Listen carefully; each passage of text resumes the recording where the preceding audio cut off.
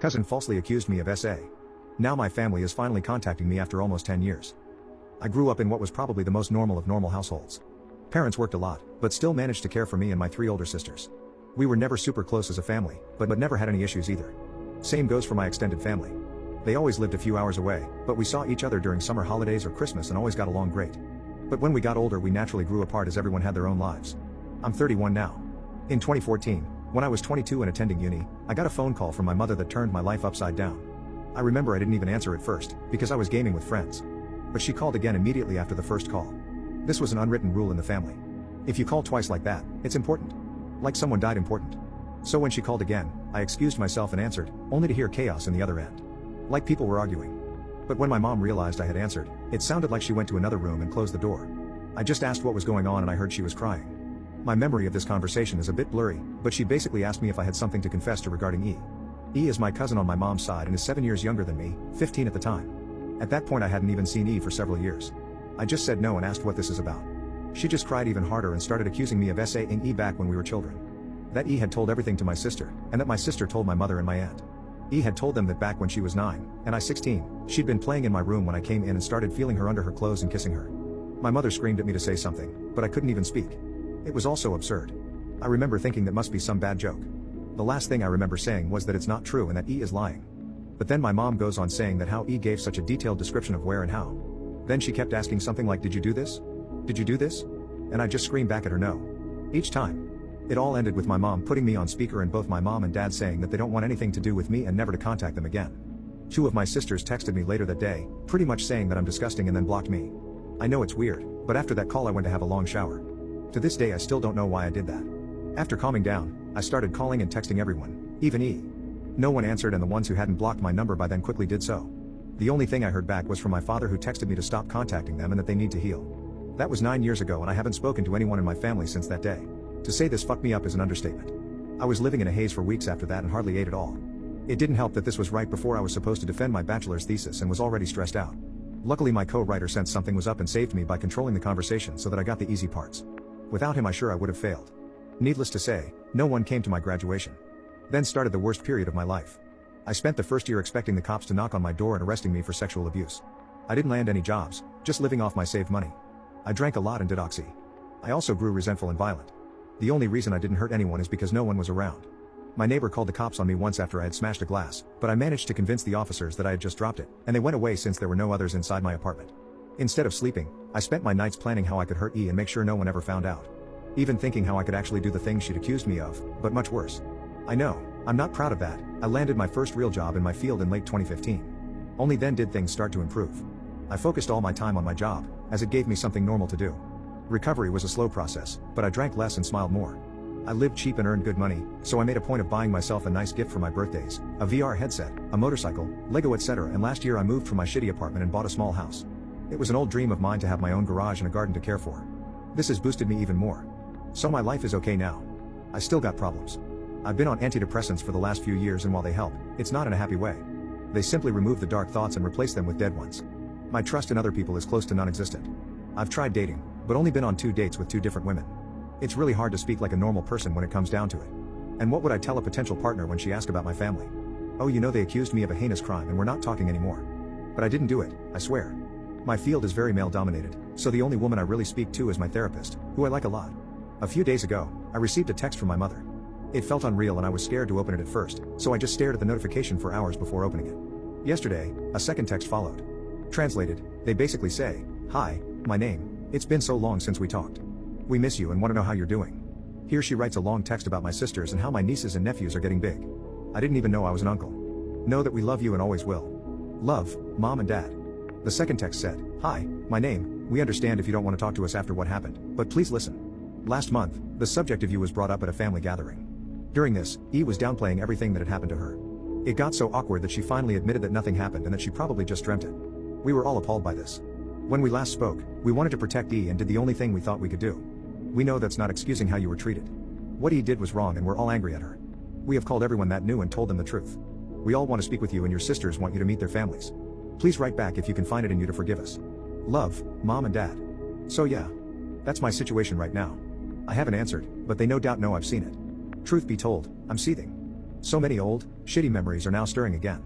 I don't want to forgive them and I wouldn't trust myself to be in the same room as them right now. Part of me wants to call my family and unleash everything on them, to guilt them with everything I went through until they all hit their rock bottom.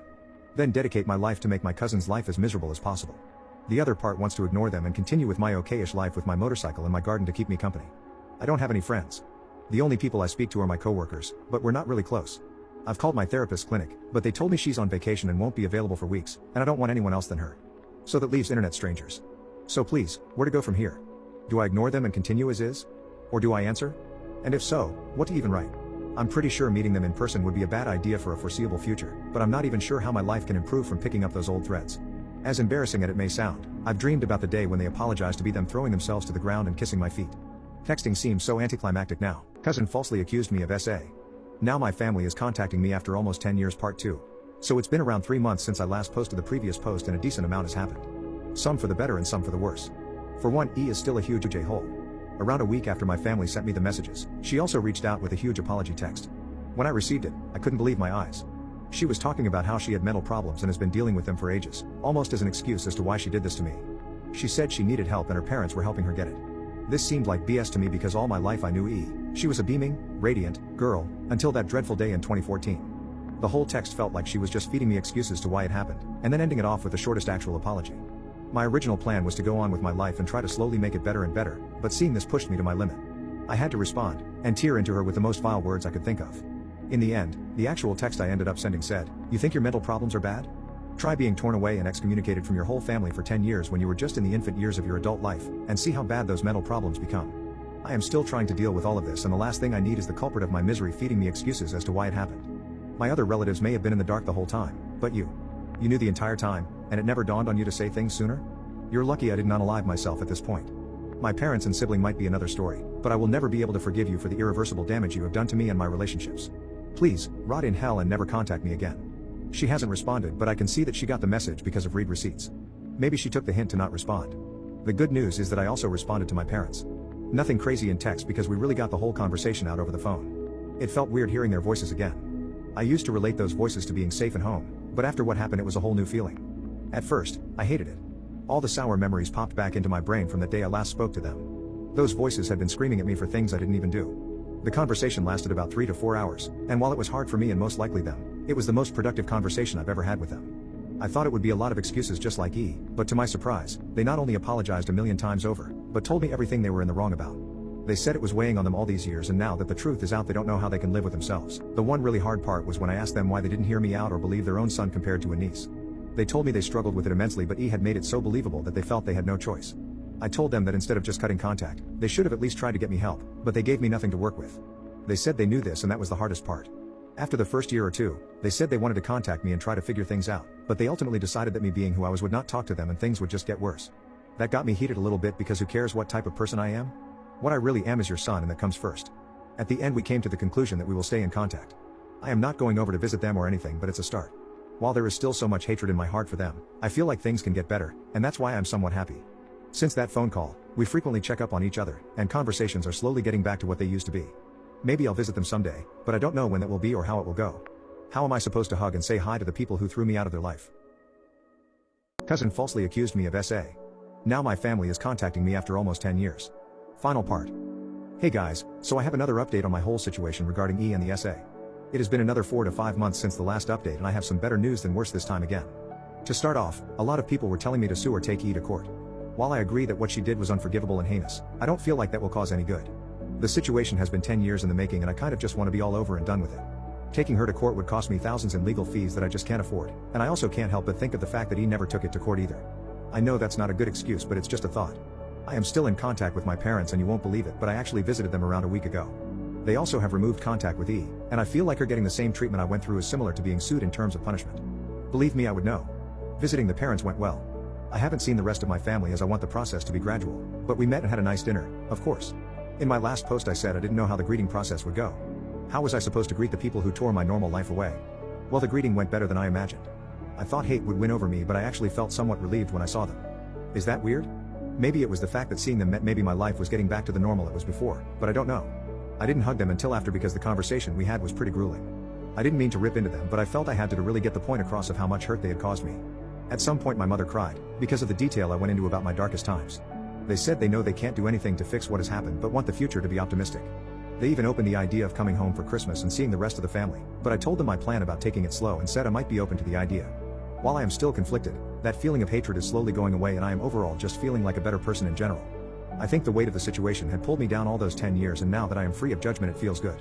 I have also started dating now, and met a great girl that I am starting to slowly get serious with. Life is getting better. Who knows what will happen in the next 10 years after this, but for the first time in ages I feel like things are going up. For all those reading, please use my story as an aid to your personal problems and grudges. Things do get better, even if you have to wait 10 years.